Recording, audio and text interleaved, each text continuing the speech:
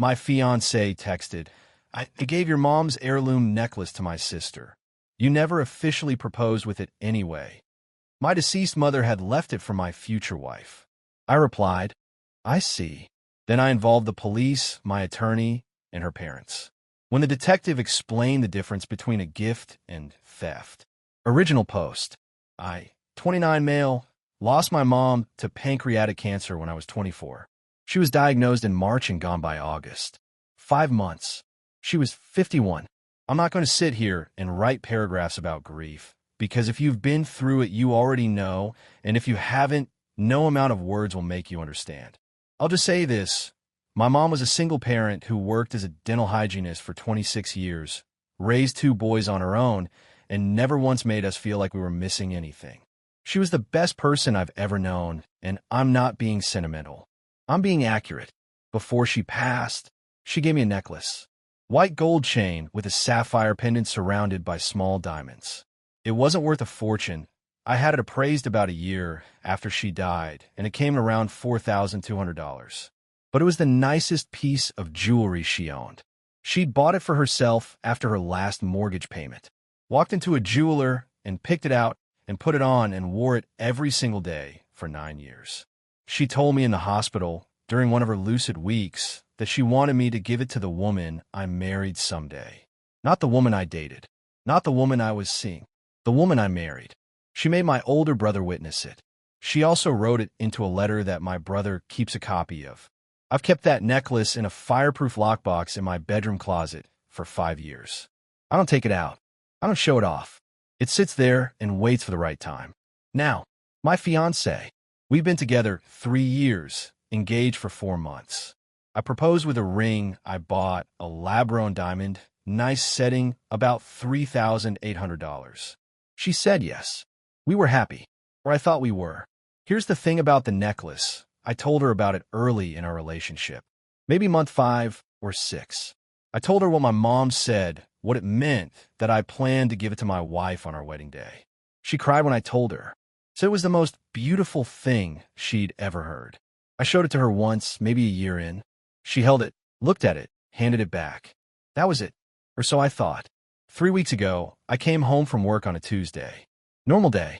I was making dinner when she texted me from her sister's apartment where she was hanging out. Hey, so don't be mad, but I gave the sapphire necklace to my sister. She's going through her divorce, and she needed something nice.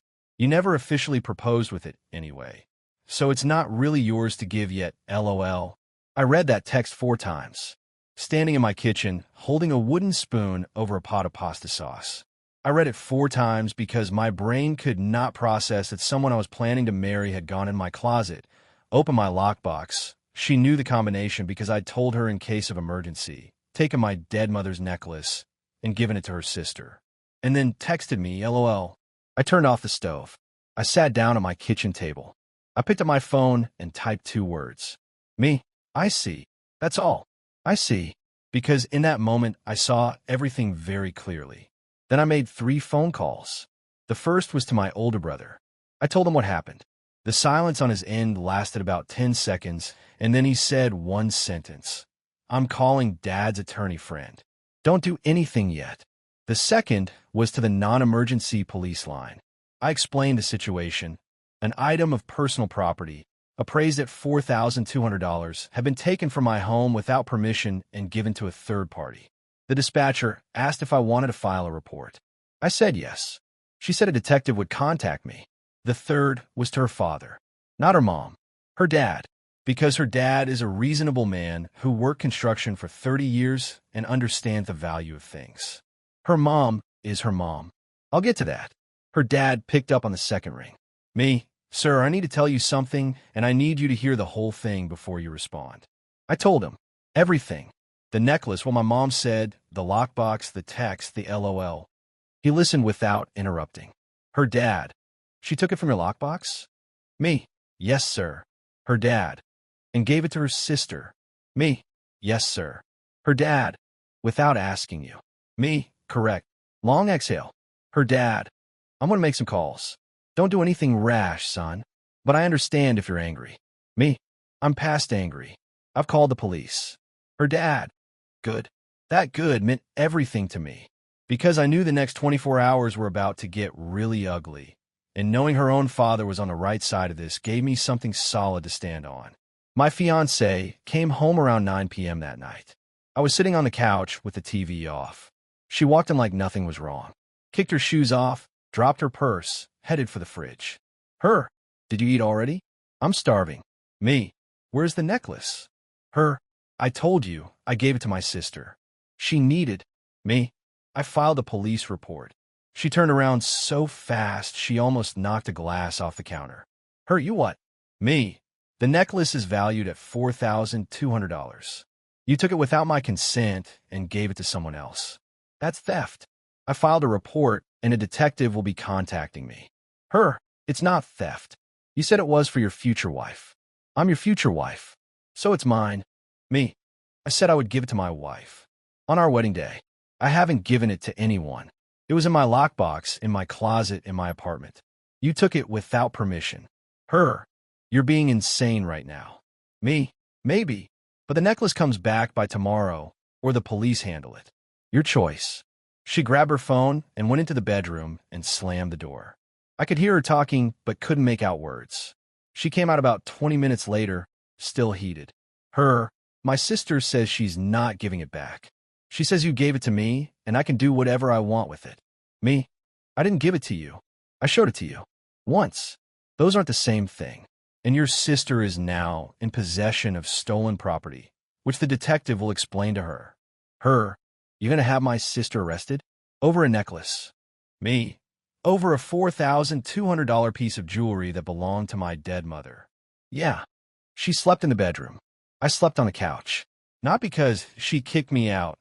This is my apartment and my name's on the lease, but because I couldn't be in the same room as her without saying something I'd regret. Update 1, 5 days later. Wednesday morning, a detective called me. Young-sounding guy, professional. He asked me to come in and give a statement. I went during my lunch break. I brought the appraisal certificate, photos of the necklace, a copy of my mom's letter, my brother scanned it and sent it over, and screenshots of her text, including the LOL. The detective looked at everything. He asked straightforward questions. When did I last see the necklace? When did I learn it was missing? Who had access to the lockbox? Did I ever verbally or in writing gift the necklace to my fiancée? Me, no. I told her it was intended for my wife on our wedding day. We are not yet married. The necklace stayed in my lockbox. The detective nodded and said he'd contact her sister to arrange returning the property. He said in most cases like this, people return the item once they realize police are involved and the whole thing gets resolved without charges. He said if the sister refused, they'd escalate. I thanked him and left. Felt weird walking out of a police station over a necklace. But it wasn't about the necklace anymore. It was about the text, the LOL, the absolute certainty she had that my dead mother's jewelry was hers to distribute. Wednesday evening, my fiancée came home with reinforcements. Her mom. Now, her mom. I've been polite about this woman for 3 years. She's the kind of person who thinks being loud is the same as being right. She once argued with a waiter for 15 minutes about whether her pasta was al dente. She returned a Christmas gift I got her, a nice candle set, because she doesn't do candles, and then told me at Easter that I didn't get her anything for Christmas. That kind of person. Her mom walked in a MY apartment like she was serving a warrant. Her mom, what is wrong with you? You call the police on family. Me, her sister isn't my family, and she has my property. Her mom, it's a necklace. You're ruining your engagement over costume jewelry. Me, it's appraised at $4,200, and it belonged to my mother. It's not costume jewelry. Her mom, your mother would be ashamed of how you're acting. I'm gonna be real with you. That one hit. My hands shook. My jaw locked. I wanted to say something that would have ended any relationship with this family permanently. Instead, I took about 5 seconds and said, Me, you didn't know my mother. Don't speak for her. Please leave my apartment. Her mom, excuse me. Me, this is my home. I'm asking you to leave. My fiancé can stay. You need to go. My fiancé jumped in. You can't kick my mom out. Me, I can. It's my lease. Ma'am, please leave, or I'll call the building manager." Her mom gathered her purse and coat with maximum theatrical energy. On her way out, she turned and said, "You're going to lose the best thing that ever happened to you." Me, I already lost the best thing that ever happened to me. She died 5 years ago. The door closed. My fiancée stared at me like I'd slapped someone. Her, "I can't believe you just did that to my mother." Me, "I can't believe you took my dead mom's necklace and gave it away and texted me LOL about it." I think we're past the point of comparing notes on disbelief. She didn't say anything. She went to the bedroom. I stayed on the couch again. Thursday, the detective called me. He'd spoken with her sister.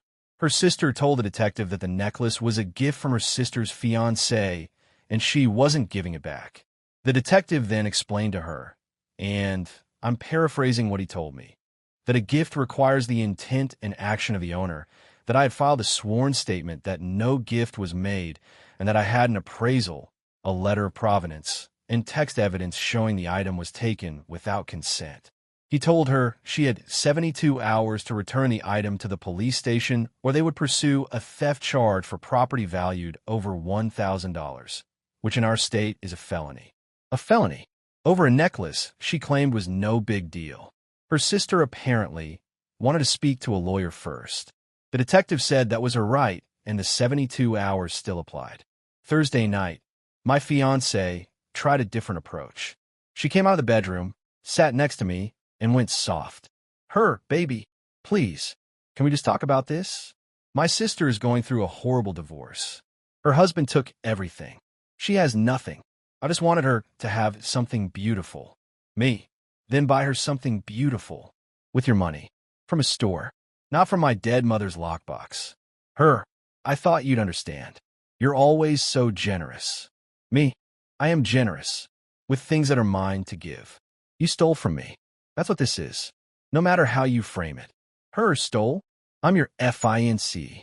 Me, "You are. For now." That last part slipped out, but I meant it. She heard it.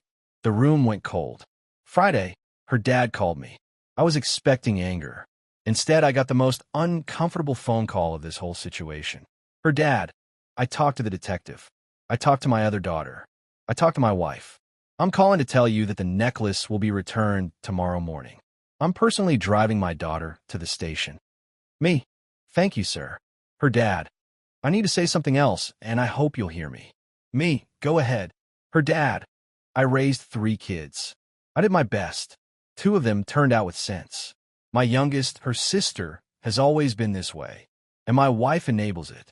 I told my wife 20 years ago that babying her would create a monster. She didn't listen. I'm not making excuses. I'm tired, son. I've been cleaning up messes like this for a long time." I didn't know what to say to that, so I just said, "I appreciate you doing the right thing." Her dad, "Are you going to drop the charges?" Me, "If the necklace comes back undamaged, I'll consider it." Her dad, "Fair enough." Update 2, 11 days later. Saturday morning, the detective called me. The necklace had been returned. Her father had driven her sister to the station. The sister handed it over, and it was being held for me to pick up. The detective said the sister wasn't happy and made several comments during the process, but ultimately complied. I picked it up Saturday afternoon, held it under the station's fluorescent lights, and checked every link, every prong on the setting. It was fine, undamaged. I signed a release paperwork and drove home with it in my jacket pocket. When I got home, my fiancée was sitting at the kitchen table waiting. Her, "So, you got your necklace back. Are you happy now?" Me, "I'm relieved the necklace is safe." No, I'm not happy. Her, "So what happens now? Are you going to hold this over my head forever?" Me, "No. I'm going to ask you to move out." Silence. Not a short silence either. She just sat there looking at me while the coffee maker gurgled behind her. Her, "Move out." Me, "Yeah." Her, "You're ending this. Over a necklace." Me, "I'm ending this because you went into my locked personal belongings, took the most important thing I own, gave it away without asking, and then texted me LOL about it. Then when I asked for it back, your response was to send your mom to yell at me in my own home. Your sister refused to return it until a detective threatened felony charges. And at no point, not once, has anyone in your family said, "I'm sorry." That's why I'm ending this. I'm sorry. There. I'm sorry. Is that what you needed to hear? Me. 12 days too late, and only because I'm telling you to leave. That's not an apology. That's damage control. She stood up. I expected screaming. Instead, she got very quiet, which honestly was worse. You're a cold person. You know that? You act like this necklace is more important than a living, breathing person who loves you. Me. The necklace represents the last thing my mother touched. The last thing she wore. The last promise she asked me to keep. You're asking me to rank that against someone who treated it like a party favor. I shouldn't have to. She packed a bag. Not everything, just enough for a few days. She said she'd come back for the rest when I came to my senses. I told her I'd box everything up by the following weekend, and she could pick it up or I'd drop at her parents' house. She left. No door slammed this time. Just a quiet click. I sat in my apartment, and I won't pretend I didn't feel it. 3 years. An engagement. A future I'd pictured. Gone because she didn't understand boundaries, and her whole family, minus her dad, thought that was fine. Sunday I called my brother. My brother, it's done. Me, it's done. My brother, Mom would be proud of you. Me, Mom would have liked her. My brother, Mom would have liked the version of her that cried when you told the necklace story.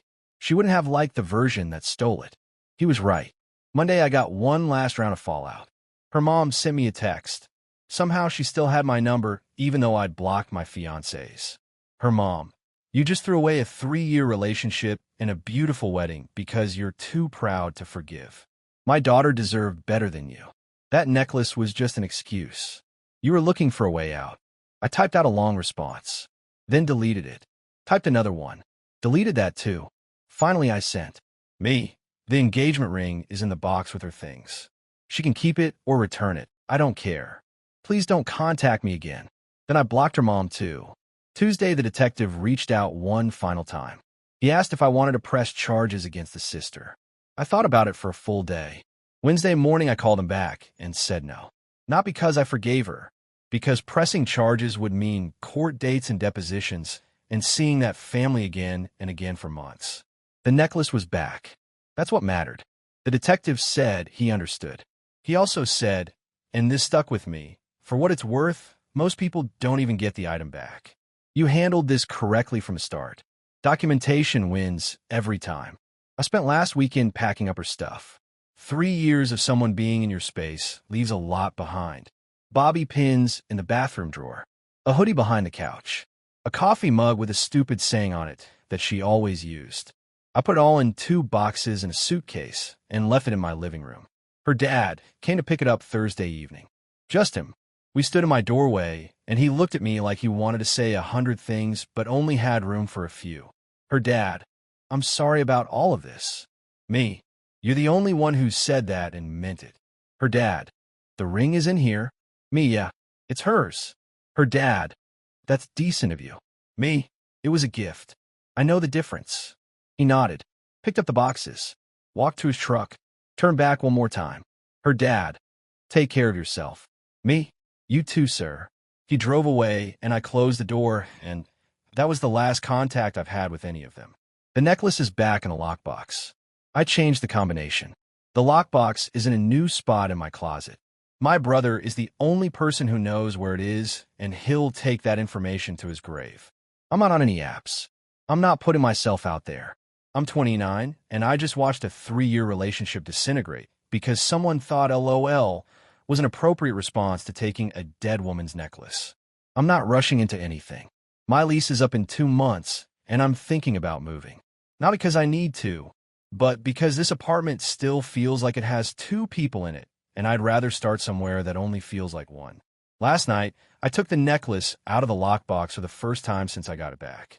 I held it for a while. The chain is so light you barely feel it. The sapphire catches light in this way that makes it look like it's moving even when it's still. My mom wore this every day for 9 years. Through parent-teacher conferences and double shifts, and my brother's college graduation, and every ordinary Tuesday in between. Someday, I'll give it to someone. On my wedding day, like she asked. And when I do, it'll be to someone who understands that some things aren't just things. Some things are people compressed into objects, and you hold them carefully or you don't hold them at all. But that's someday. Today, the lockbox is closed, and the combination is changed, and the apartment is quiet, and that's enough.